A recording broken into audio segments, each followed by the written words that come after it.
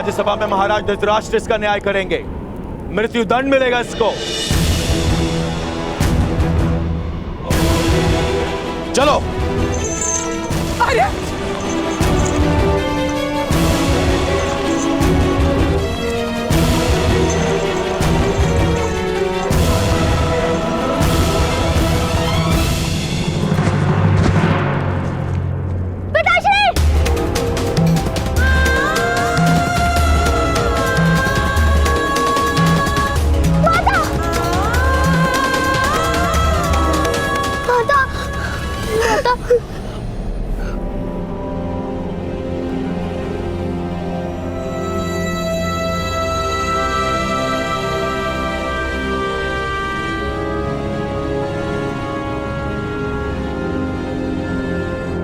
क्या कोई सहयोग नहीं करेगा?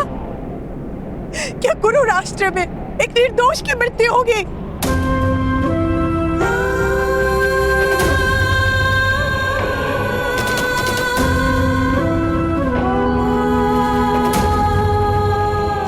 क्या महाराज नेत्रहीन के साथ साथ हृदयहीन भी है? कोई तो सहायता करो।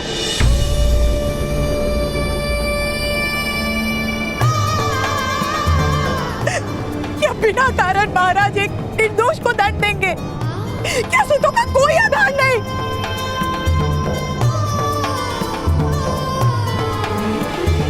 कोई तो सहायता करो।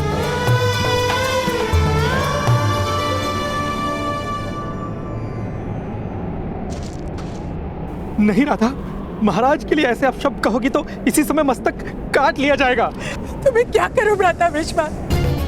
किस प्रकार रोकूं इस अन्याय को? किस प्रकार रोकूं? हमें महाराज के सामने अपना पक्ष रखना होगा। महाराज ऐसा अन्याय नहीं होने देंगे।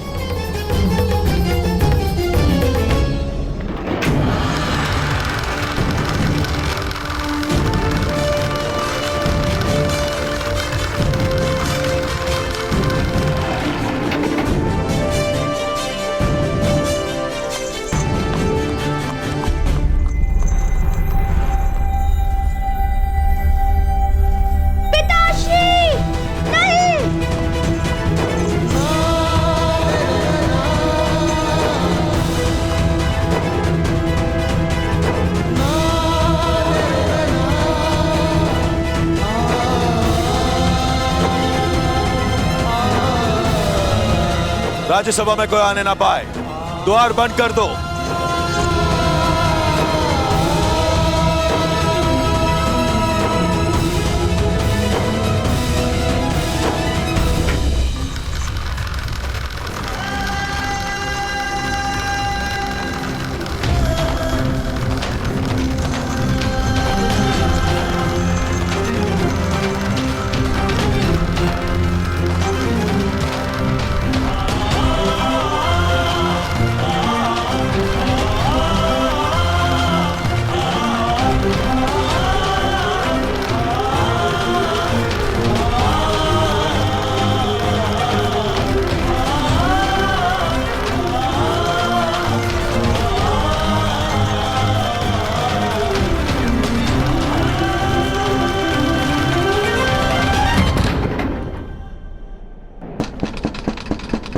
द्वार खोलिए! द्वार खोलिए! द्वार खोलिए! हमें महाराज से मिलने दीजिए! हमें महाराज के पास जाना है! कृपा कीजिए, हमें महाराज से मिलने दीजिए। नहीं, ये संभव नहीं है। सेना नायक मदनजय का आदेश है। द्वार नहीं खुल सकते। जाओ। ऐसा मत कीजिए, कृपा कीजिए, दया कीजिए। जाओ यहाँ से, ये संभव नहीं है। द्वार खोलिए!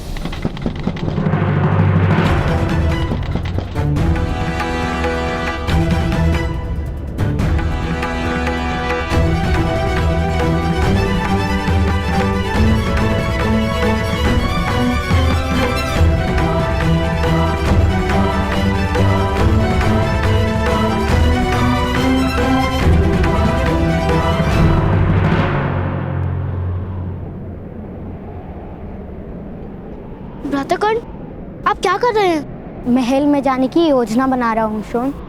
हमें राजमहल में जाने की अनुमति नहीं है।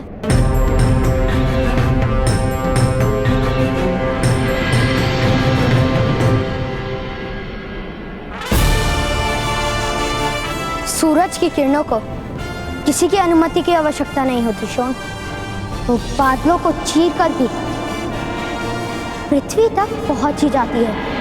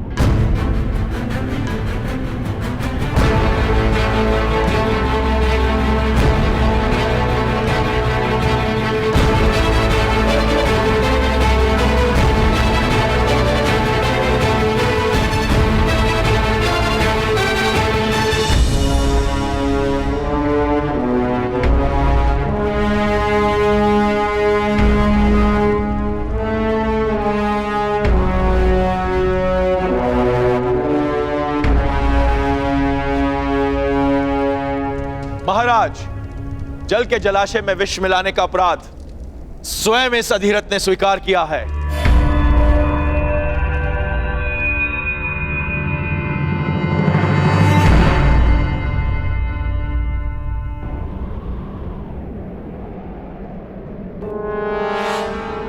क्षमा कीजिएगा महोदय, पक्षी गिराने की इच्छा हो रही थी।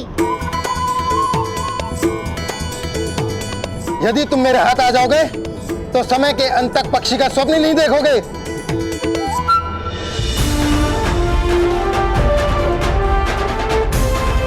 चलो जाओ यहां से। चल वैशाली।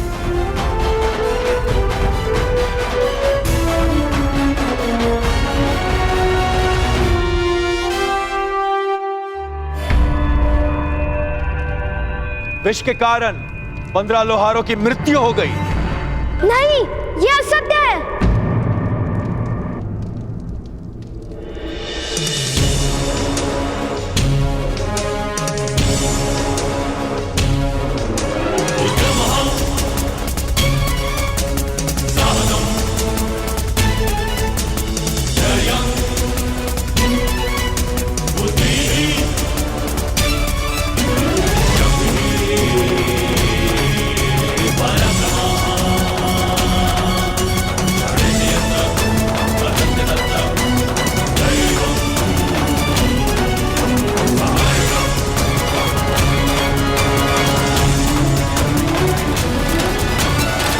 मेरे पिता ने कोई अपराध नहीं किया है। मैं स्वयं उस जलाशय में था। यदि उस जलाशय में विष होता तो उसका परिणाम मुझ पर भी होता। पुत्रकान, जाओ यहां से, जाओ। मेरे पिता ऐसा कार्य कर ही नहीं सकते। उस कुएं के यक्षराज ने मुझे वो जल दिया था। उसमें विष नहीं था। यह अवश्य कोई षड्यंत्र है महाराज। मेरे पिता निर्दोष हैं। नहीं महाराज, यही अपराधी है।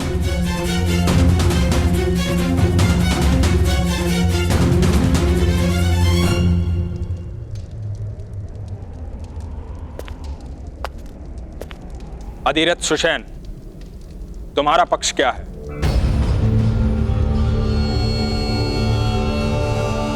किस कारण तुम अपना अपराध स्वीकार कर रहे थे?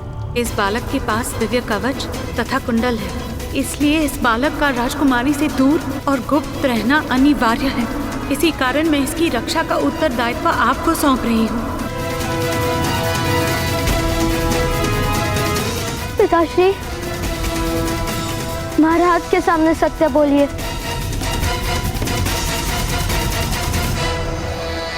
महाराज, इसे मृत्यु दंड दीजिए।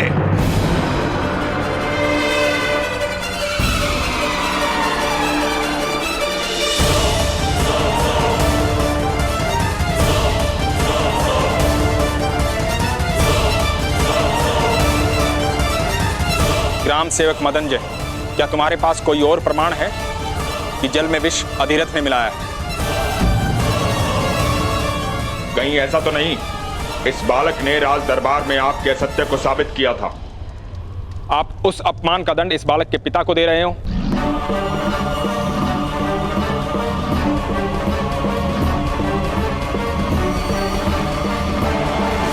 महाराज, कोई भी दंड निश्चित करने से पूर्व हमें इस अपराध को हर पक्ष से समझना आवश्यक है। महाराज, इसने अपना अपराध स्वीकार किया है।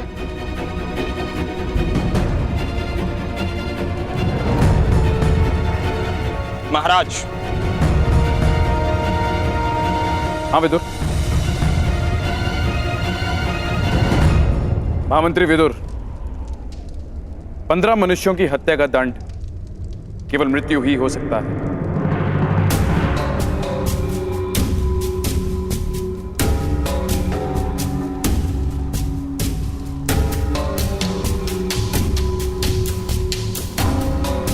किंतु आज हमारे पुत्र का जन्म होने वाला है और आज के दिन हम किसी को मृत्यु दंड किस प्रकार दे सकते हैं?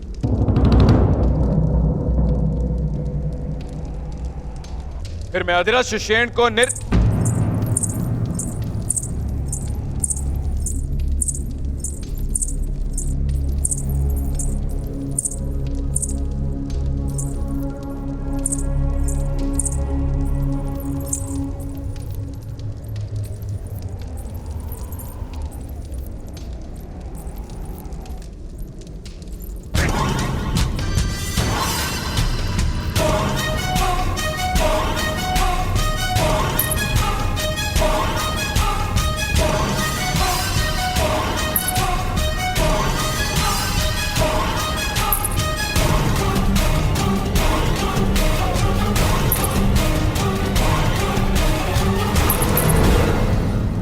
आयुर्वती, तुम्हारी पदध्वनि में भय क्यों? किस कारण से तुम शांत हो?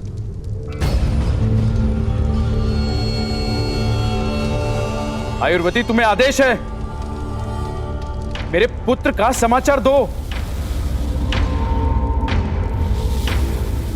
मेरे उत्तराधिकारी के आने का समाचार इस सभा को दो।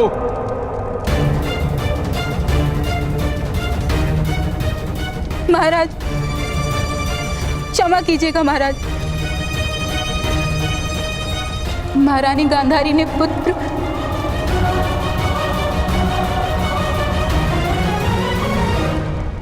बोलो आयुर्वती। महारानी गांधारी ने पुत्र नहीं, मांस का लोथड़ा जन्माया।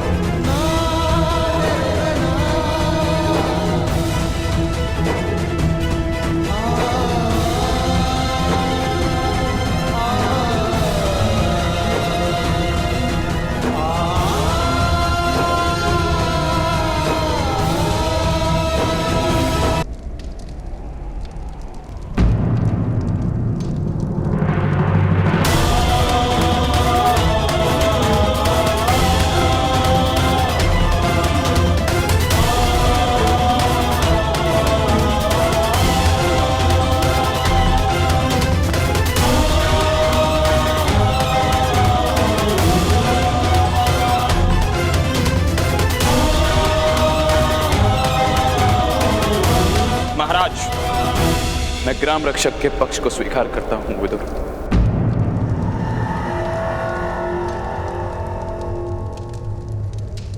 वो जो दंड निश्चित करेंगे वही उचित होगा।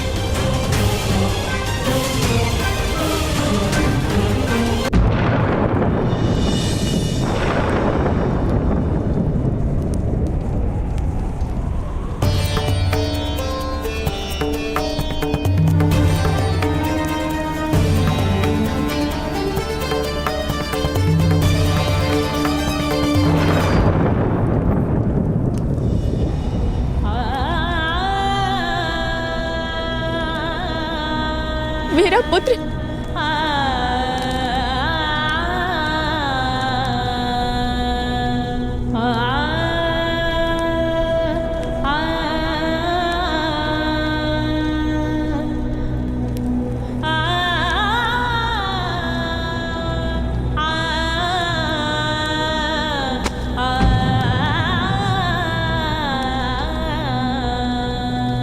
गांधारी,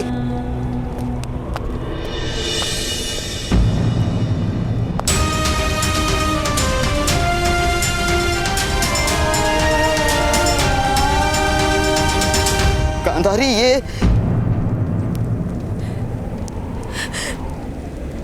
मेरा पुत्र है भ्राताश्री, महादेव का वरदान है। नहीं नहीं गांधारी, नहीं, मांस का लोथड़ा है, हमारे स्वप्नों का अंत है ये।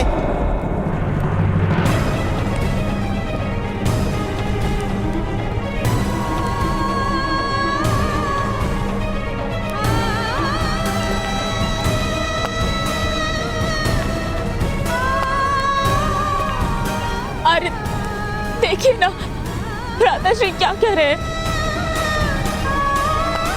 महादेव का वरदान विफल कैसे हो सकता है? महादेव हमारे साथ छल नहीं कर सकते।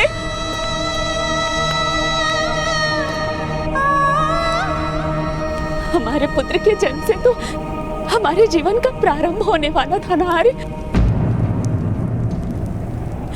हमारे सपनों का अंत कैसे हो सकता है?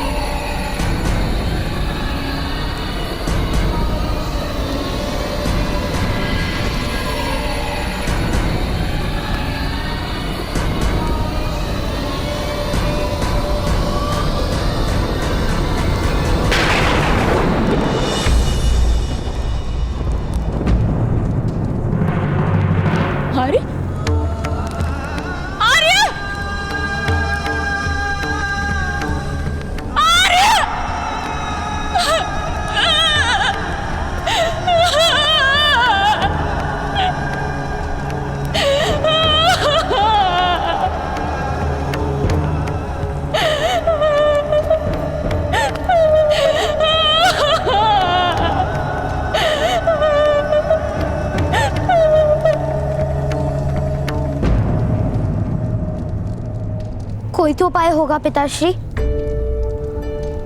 महाराज ऐसा अन्याय किस प्रकार होने दे सकते हैं? कोई उपाय नहीं है।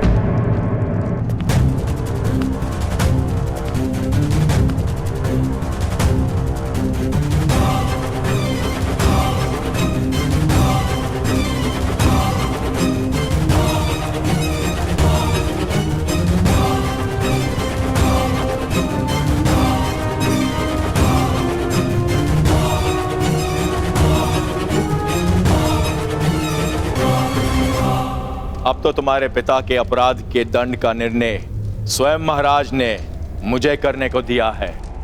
मेरे निर्णय का आभास तो तुम्हें हो चुका होगा। तुम्हारे पिता को कल मैं अपने हाथों से मृत्यु दंड दूंगा।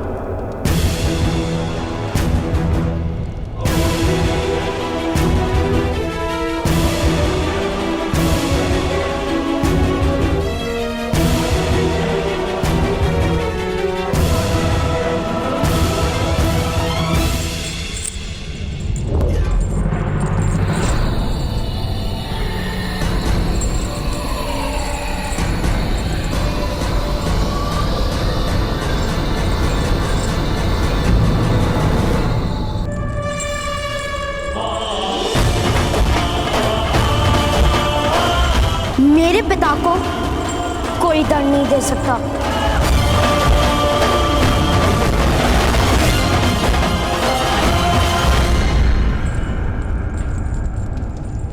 यह तुम्हारा वन नहीं, जहां वनवासियों के सामने तुमने अपना शौर्य दिखाया था, ये हस्तिनापुर है। यदि तुमने मुझे रोकने का प्रयत्न किया तो गांधार और हस्तिनापुर की सेना से तुम्हें युद्ध करना पड़ेगा। अपने पिता के जीवन की रक्षा करते अपने पूरे परिवार के जीवन को संकट में डाल दोगे। पुत्रकर्ण, वचन दो, कोई ऐसा कार्य नहीं करो कि जिस कारण तुम्हारी माता या भाई पर कोई संकट आए। वचन दो।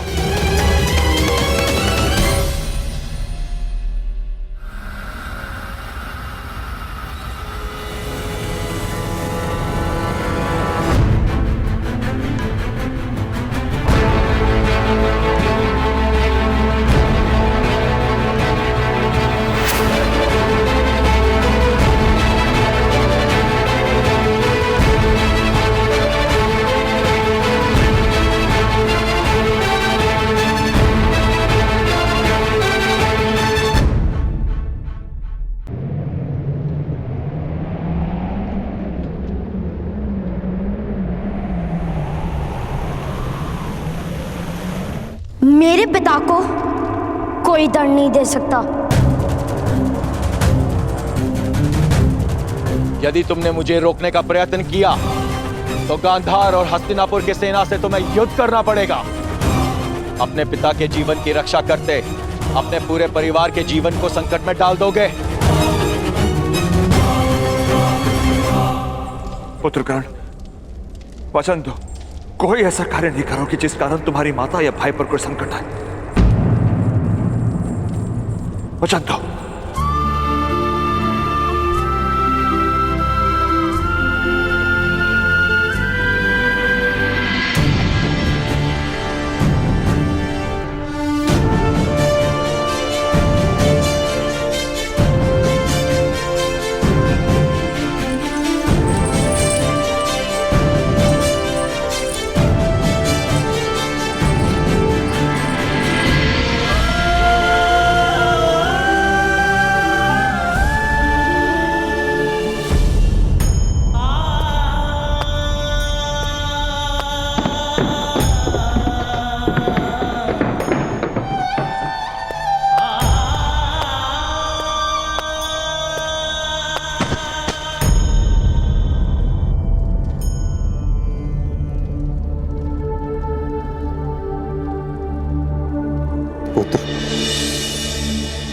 ताक्षरी,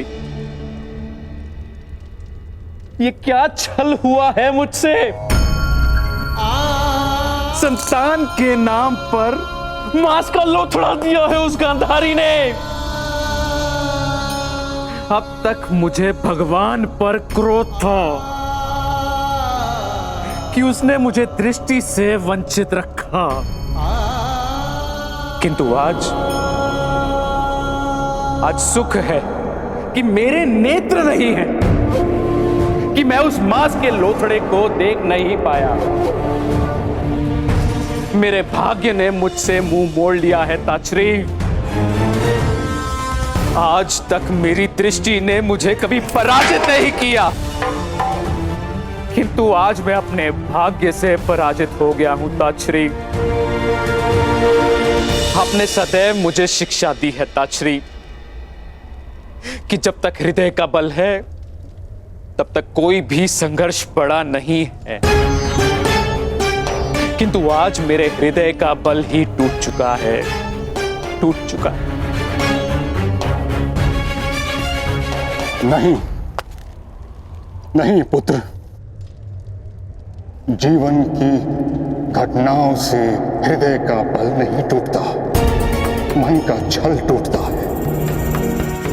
बुद्धि मार्ग को आधार बनाती है, किंतु हृदय अपने चरणों के साहस पर विश्वास रखता है। वो जानता है कि मार्ग निश्चित नहीं, दिशा निश्चित है। अगर एक मार्ग अविरुद्ध हो तो दूसरे मार्ग का निर्माण करता है। नहीं ताक्षरी, अब मेरे चरणों में वो शक्ति नहीं। मेरे स्वप्नों को पूरा करने का मेरे पास कोई और मार्ग नहीं है तात्री।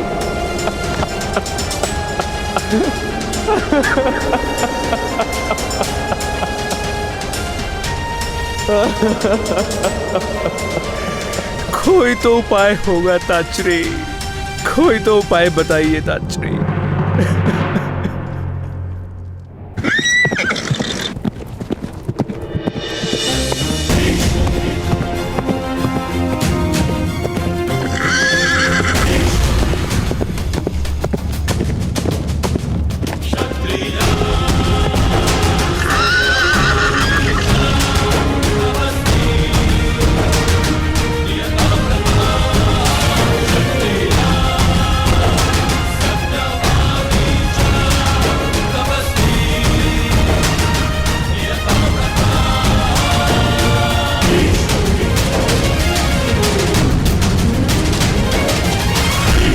माते,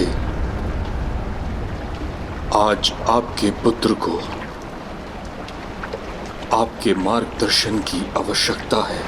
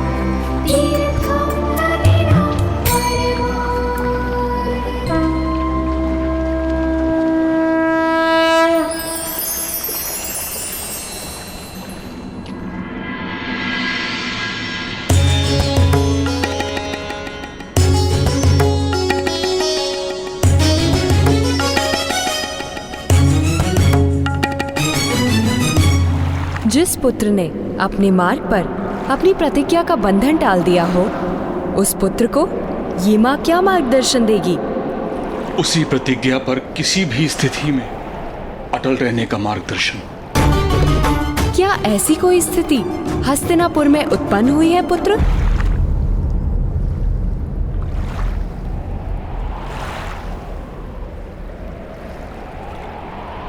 धृतराष्ट्र का दुख मेरे हृदय की पीड़ा है माता। उसने गांधारी के 100 पुत्रों के वरदान को अपना स्वप्न बना लिया है। एक मांस के लोथड़े से उसका स्वप्न पूर्ण किस प्रकार होगा? किंतु पुत्र, क्या गांधारी के गर्भ से 100 संतानों की अपेक्षा करना एक भूल नहीं थी? किस प्रकार एक स्त्री एक जीवन काल में 100 संतानों को जन्म दे सकती है? महादेव का वरदान किस प्रकार विफल हो सकता है? वरदान कभी विफल नहीं हो सकता, किंतु मनुष्य की अपेक्षा से वो अलग हो सकता है। गांधारी को 100 पुत्रों का सुख प्राप्त हो सकता है। किंतु किस प्रकार माते? एक मांस के पिंड को जन्म दिया है गांधारी ने।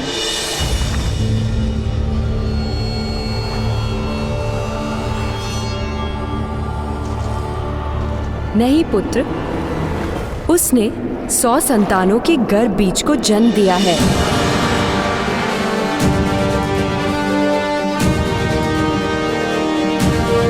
अर्थात धृतराष्ट्र की 100 संतानें बीज स्वरूप जन्म ले चुकी हैं।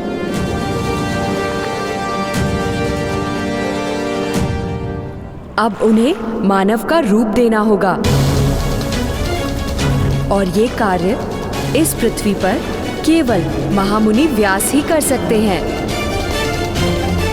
यदि कल सूर्योदय तक महामुनि हस्तिनापुर जाकर उस पिंड को अपना आशीर्वाद दें, तो धृतराष्ट्र की 100 संतानें जन्म लेंगी।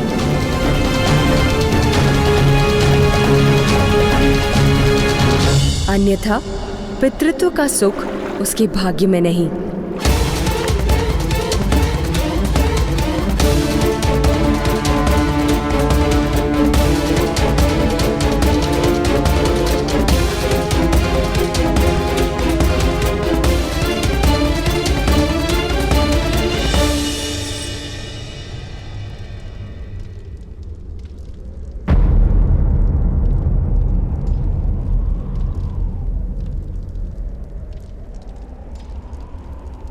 धैर्य रखो पुत्र। महामुनि व्यास गांधारी के 100 पुत्रों को जीवन अवश्य देंगे। मैं स्वयं जाकर उन्हें तपस्या भंग करने का अनुरोध करूंगा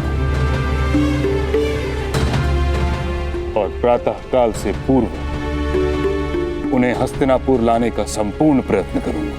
प्रयत्न करने वाला सफल नहीं होता महामहिम, हठ करने वाला ही सफल होता है। जल की प्राप्ति के लिए प्रयत्न करने वाला नदी और झरने ढूंढता है, और जल के लिए जो हठ करता है वो कुआं खोदता है महामहिम, कुआं।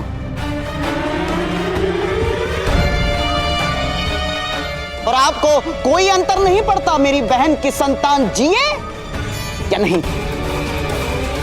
आपके मृत्यु के बाद पिंडदान करने वाला तो जन्म ले चुका है महामहिम।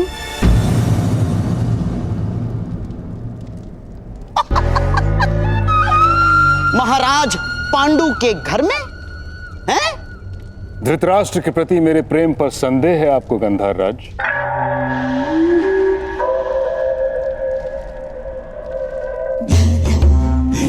कदापि नहीं महामहिम। जिसने ब्रह्मचर्य की प्रतिज्ञा ली हो उसके हृदय की भावनाओं पर संदेह कैसे कर सकता हूं? किंतु यहां इस समय प्रेम का होना पर्याप्त नहीं। उन्माद, उन्माद की आवश्यकता है महामहिम, उन्माद की। उन्माद का अर्थ जानते हैं ना आप? जिसे रात और दिन का भेद दिखाई ना दे, जिसे सत्य असत्य, सार असार, उचित अनुचित का विस्मरण हो जाए, उसे कहते हैं उन्माद, जो आज मेरे अंतर में है। इसीलिए शकुनी स्वयं महामुनि की खोज करने जाएगा महामहिम।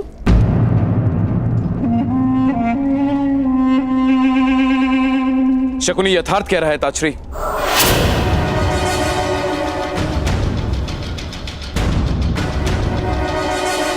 आप सदा ही धर्म के मार्ग पर चले, किंतु इस समय धर्म का नहीं परिणाम का महत्व है। अपनी बहन के प्राण, अपना सम्मान और गांधार की स्वतंत्रता की रक्षा हेतु शकुनी अधिक प्रयत्न करेगा।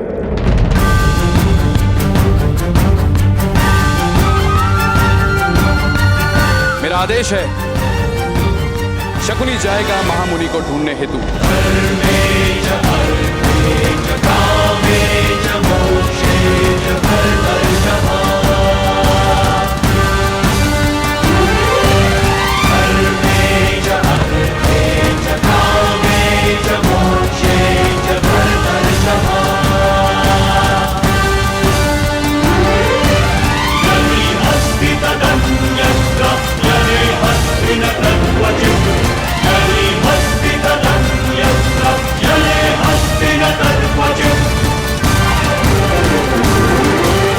सैनिकों, आप सबसे अधिक बलवान योद्धा समस्त सेना में नहीं है। इसी कारणवश मैंने आपको इस कार्य के लिए नियुक्त किया है।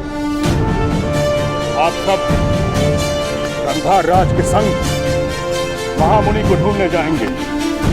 स्मरण रहे, महामुनि तक जाने वाला मार्ग अत्यंत निकट है। गांधार राज शकुनी के सामर्थ्य पर मुझे विश्वास नहीं, इसलिए उनकी रक्षा का भार आप पर है। यदि वो अपने कार्य में सफल होते हैं तो संपूर्ण हस्तिनापुर पर आने वाला संकट टल जाए। प्रातः काल से पूर्व महामुनि को हस्तिनापुर ले आते हैं तो आप में से प्रत्येक को धन, धान्य या भूमि देकर संतुष्ट किया जाए। जो मांगोगे दिया जाएगा। क्या जीवन दान मांगने पर वो भी दिया जाएगा महोदय?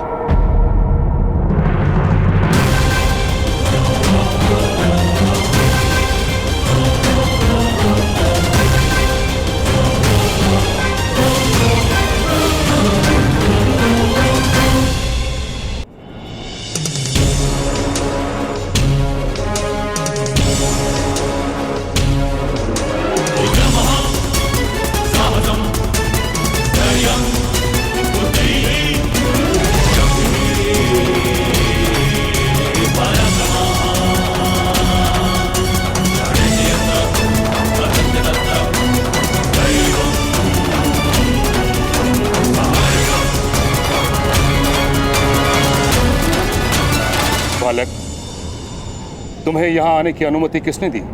पिता के प्राणों की रक्षा करने का समय आता है तो प्रतीक्षा नहीं कर सकता मैं। उत्तर दीजिए महोदय, वास्तव में जो मांगा जाएगा आप वो देंगे मुझे?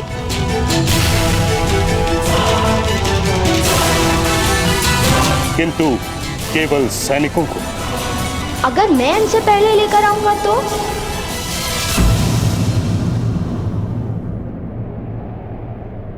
सुनो बालक, ये किसी प्रकार का खेल नहीं। जानता हूँ, और मेरे पास भी खेल खेलने का समय नहीं है महोदय।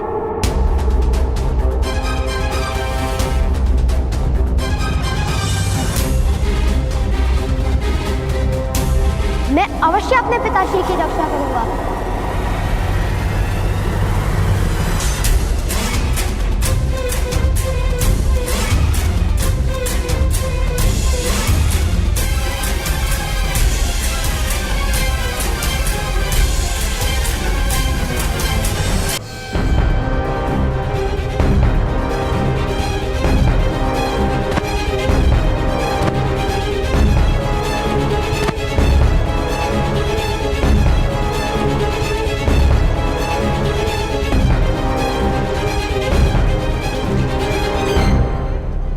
मेरे पिताश्री कह रहे थे कि महामुनि व्यास की गुफा में हर पद पर मृत्यु का संकट रहता है।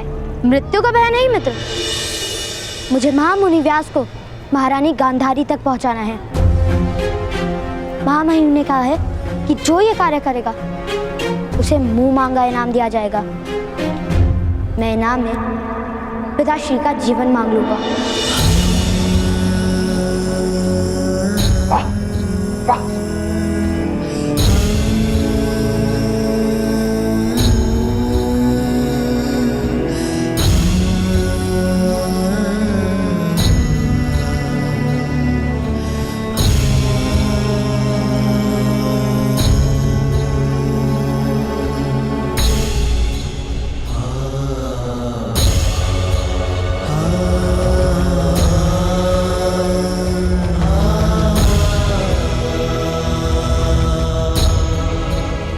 माता, मुझे आशीर्वाद दीजिए।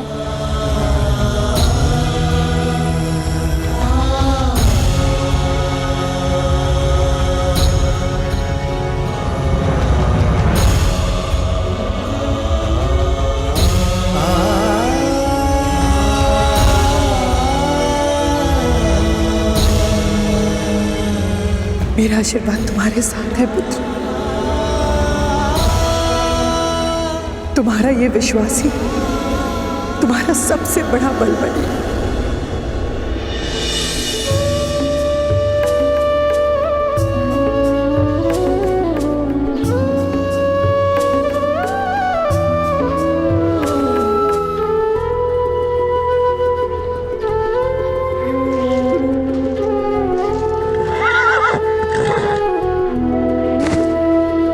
किंतु भ्रातागण, बद्रीराम में आप महामुनि व्यास को किस प्रकार ढूंढेंगे?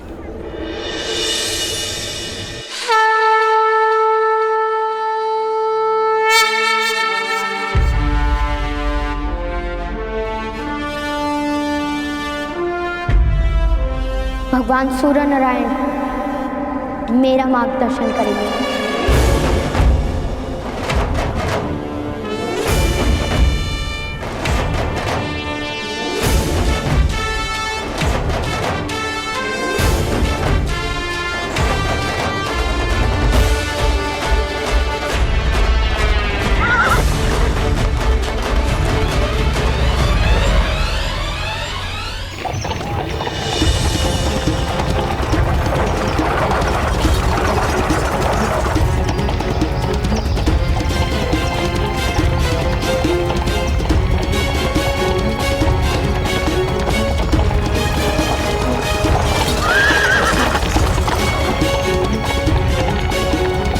करो, बद्री धाम का मार्ग लंबा है। सावधानी से चलिए गंधराज। महामुनि व्यास ने इस मार्ग को बहुत कठिन बनाया है। कठिन? मुझे तो नहीं दिखाई पड़ती कठिनाई। इतना सरल मार्ग तो राजनगरी में नहीं होता। केवल बातें फैलाई है, बातें महामहिम भीष्म ने।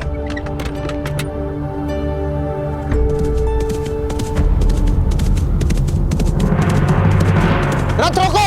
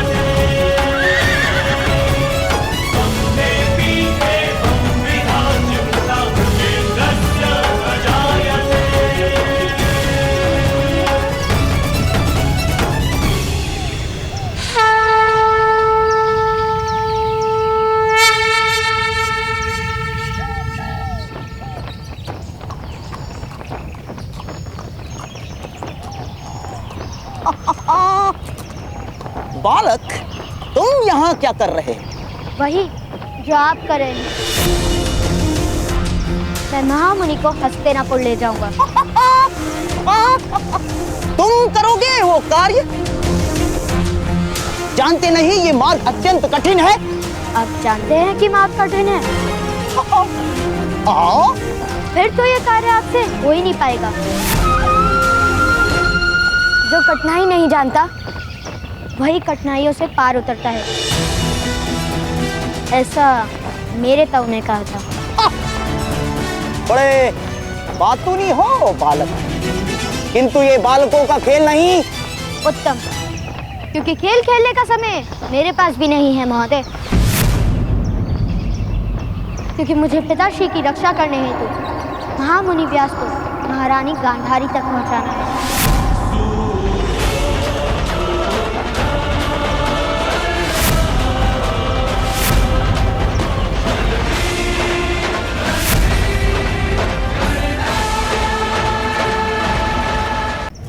जो कठिनाई नहीं जानता वही कठिनाइयों से पार उतरता है, ऐसा मेरे ताऊ ने कहा था। बड़े बातूनी हो बालक, किंतु ये बालकों का खेल नहीं। उत्तम, क्योंकि खेल खेलने का समय मेरे पास भी नहीं है महोदय। क्योंकि मुझे पिताश्री की रक्षा करने हेतु महामुनि व्यास को महारानी गांधारी तक पहुंचाना है।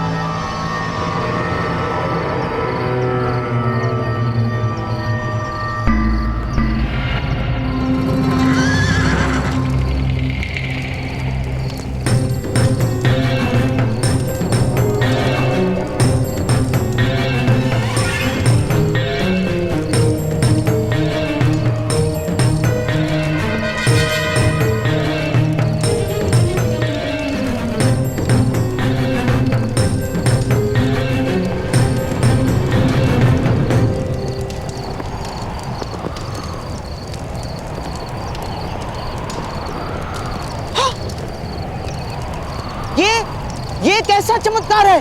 हम तो हस्तिनापुर से बद्रीधाम की ओर जा रहे थे। अवश्य ही हमने अपना मार्ग बदल लिया बिना जाने। असंभव! इतनी बड़ी भूल कैसे कर सकते हैं हम? अवश्य ही महामुनि ने हमारी आंखें बांध दी होंगी। बातों से ना ही भूल का निवारण होगा, ना ही बंधन का उपाय होगा। मुझे तो केवल मेरे पिताश्री के प्राणों की रक्षा करनी है।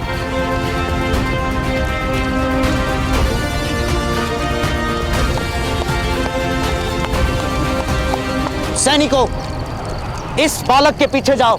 यदि कोई मार्ग मिले तो आकाश में जलता तीर छोड़कर संकेत देना। जाओ। और हमारा रथ उस दिशा में मोड़ लो।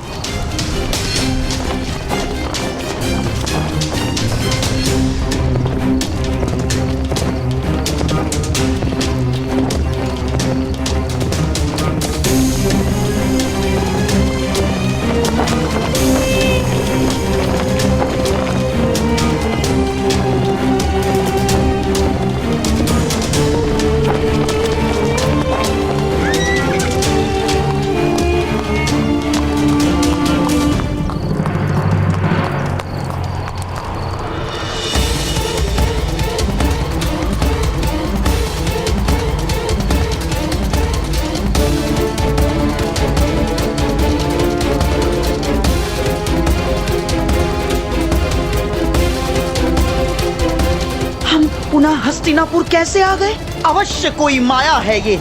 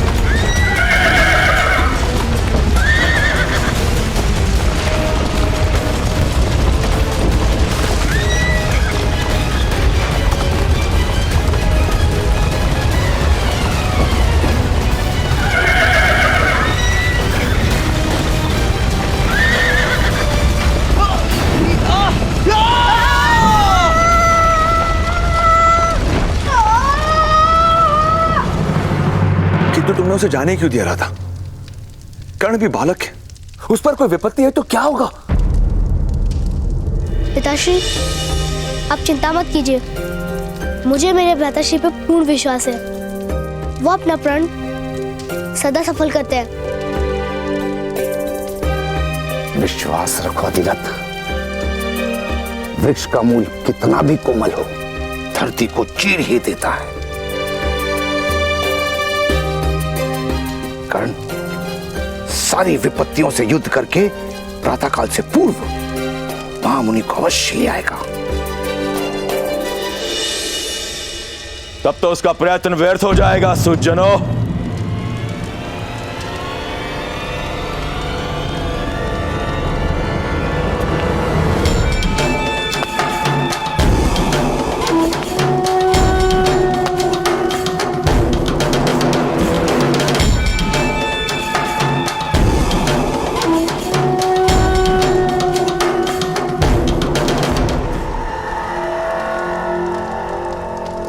न्याय प्रतीक्षा कर सकता है, प्रतिशोध प्रतीक्षा नहीं करता।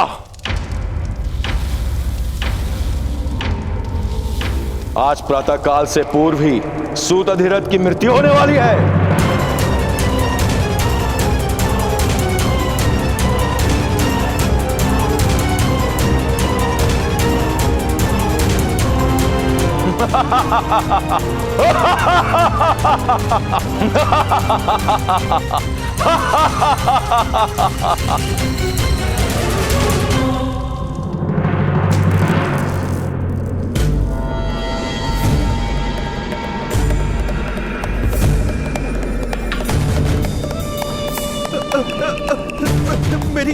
मेरी सहायता कीजिए, सहायता कीजिए गांधार राज, मेरी सहायता कीजिए महाराज।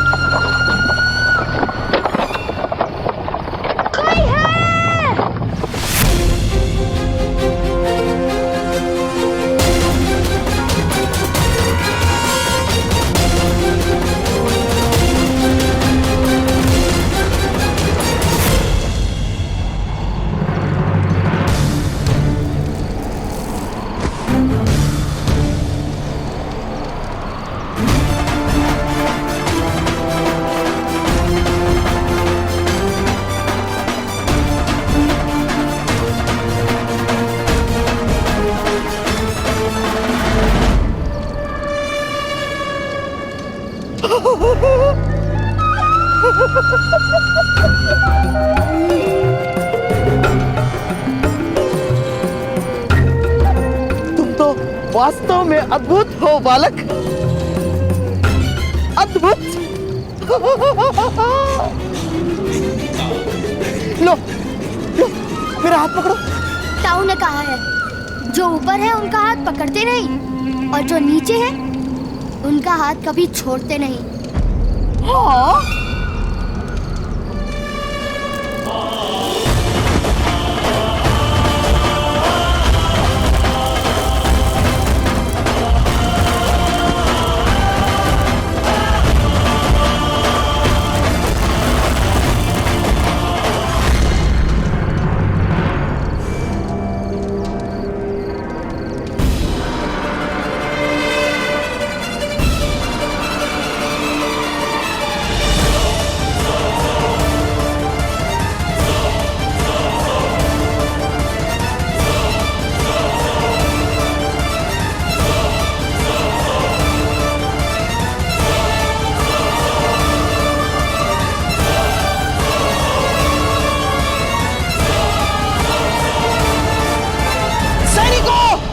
शीघ्रता करो, इस ओर आओ। हम योद्धा हैं महाराज, शत्रुओं से युद्ध कर सकते हैं, माया के सामने लड़ नहीं सकते। हमें क्षमा कीजिए गांधार राज। मैं तुम्हें मृत्यु दंड दूंगा। और यदि हम आपके साथ गए तो मृत्यु अवश्य निश्चित है। हाँ? आगे और भयानक माया होंगी गांधार राज।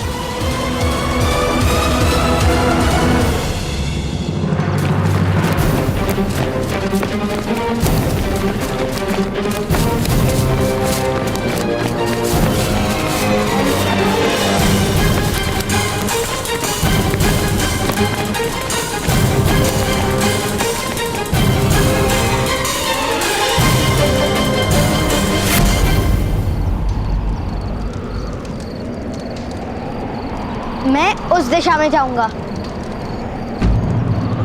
वहां तो भारी कुआसा है बालक। इसलिए तो महामुनि अवश्य वहीं होंगे।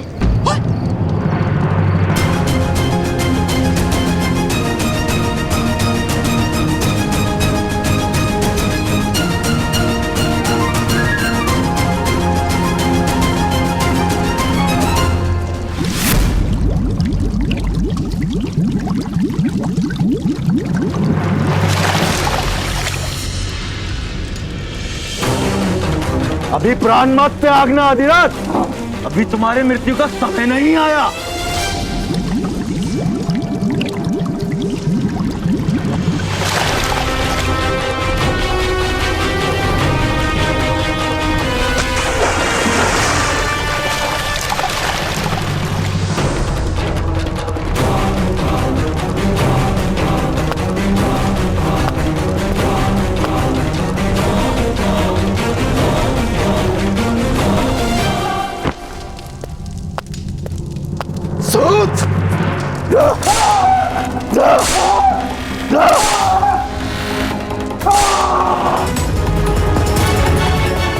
बड़ा प्रतापी है तुम्हारा पुत्र, दिव्य है वो। स्मरण रहे सूत अधिरथ, वृक्ष को फल आता है तो उसे पत्थर से मारा जाता है, मोर के पंख निकलते हैं तो उसका आखेट किया जाता है। निर्बल और निसहाय को दिव्य पुत्र पाने का अधिकार ही नहीं। तुम्हारे मृतदेह पर पड़े हर गांव उसको स्मरण कराएंगे कि ग्राम रक्षक मदनजय का अपमान करने का क्या फल मिलता है।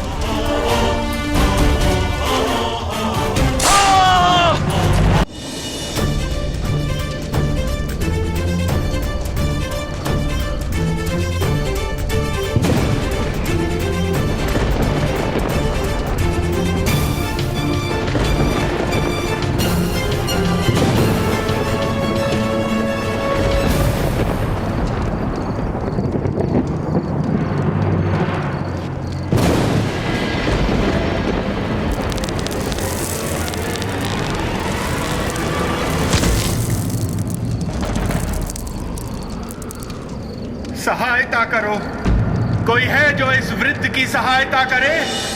लगता है किसी को सहायता की आवश्यकता है। केवल माया है बालक, चलो। हे ईश्वर, इस पीड़ा से मुक्ति दे, मदद करो।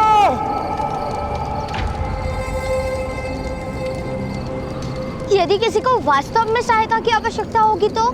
इस समय मेरी बहन को सहायता की विशेष आवश्यकता है बालक, और मेरे पास समय नहीं किसी की याचनाओं को उत्तर देने का। चलो।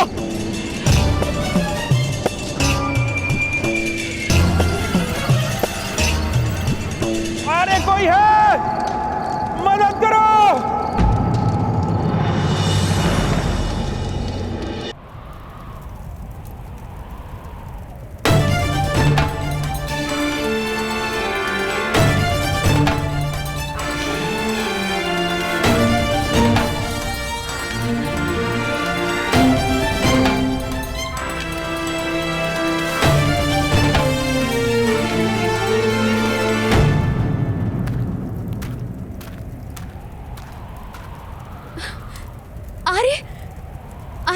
महामुनि पधारे हैं। महामुनि नहीं आएंगे गांधार कुमारी। तुम्हारी मातृत्व का सूर्य उदय होने से पहले ही अस्त हो चुका है। असंभव, ऐसा नहीं हो सकता। महादेव का वरदान विफल नहीं हो सकता। अरे महादेव का वरदान विफल नहीं हुआ गांधारी, तुम्हारा जन्म विफल हुआ है। सिन्ही का दूध केवल स्वर्ण के पात्र में ही टिक सकता है।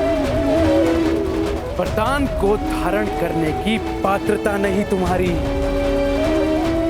और इसीलिए अब हस्तिनापुर की महारानी बने रहने योग्य नहीं हो तुम।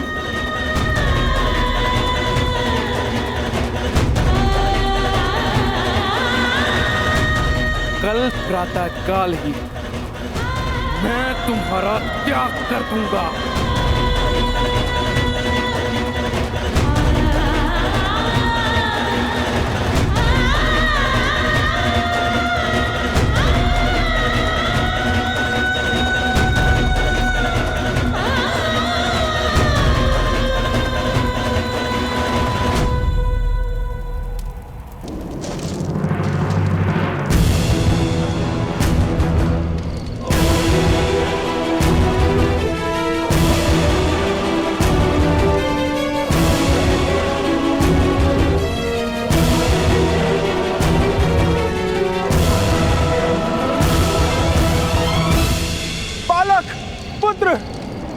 सहायता करो।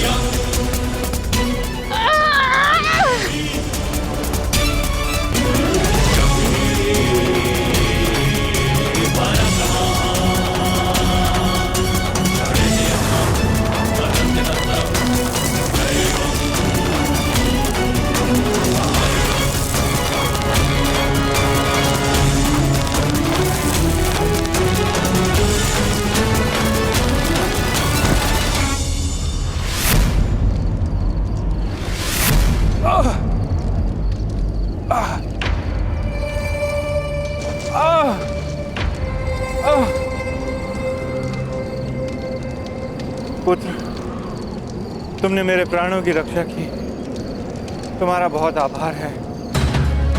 आप इस घाव पर वस्त्र बांध लीजिएगा सज्जन, मुझे जाना होगा।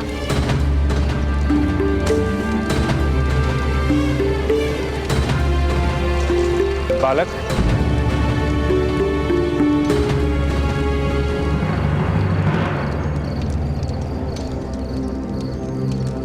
इस भयानक स्थान पर तुम क्या कर रहे हो? महामुनि व्यास को ढूंढ रहा हूँ। उन्हें हस्तिनापुर ले जाना है, प्रातःकाल से पूर्व। किंतु महामुनि तो अपनी तपस्या भंग नहीं करेंगे। अवश्य करेंगे, मेरे पिता के प्राण संकट में हैं। और यदि आवश्यकता हुई तो मैं उन्हें सर पर उठाकर ले जाऊंगा।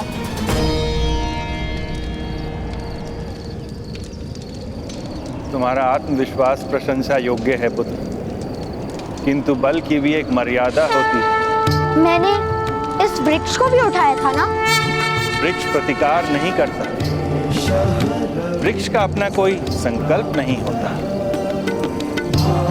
बल से किसी के संकल्प को किस प्रकार विचलित करोगे वत्स? मैं नहीं जानता। तुम्हारा संकल्प था प्रवास का, किंतु मैंने तुम्हें यहाँ बुलाया तो तुम आए।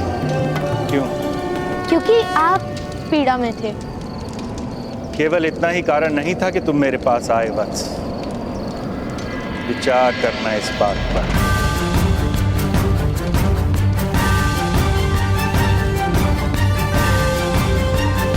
जाओ अब पुत्र, यशस्वी भव।